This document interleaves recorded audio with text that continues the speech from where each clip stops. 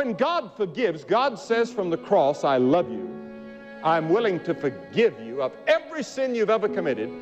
That means just as though you had never sinned. Now suppose somebody does something against me. I say, all right, I forgive you. You're forgiven, but I can still remember it. 10 years later, I'll see you and I'll say, yeah, I remember what you did to me when I was back there at the university.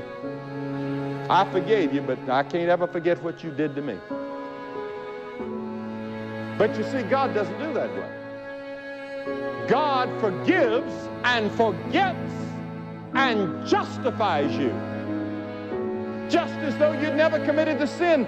He can't even remember it. Incredible. But that's what happens. The hope of righteousness. Because you see, I am now clothed in the righteousness of the Lord Jesus Christ. And when God looks at me, He doesn't see the old evil, bad heart of Billy Graham.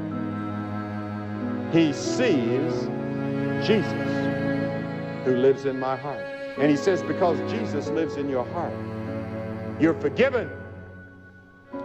You're clothed in His righteousness. So I can claim tonight by faith a righteousness, not my own, the righteousness of Christ. Because God says, be holy even as I'm holy. I can't be as holy as God, but I'm going to have to be as holy as God if I get to heaven. And the only way I can be as holy as God is to appropriate the righteousness of Jesus Christ.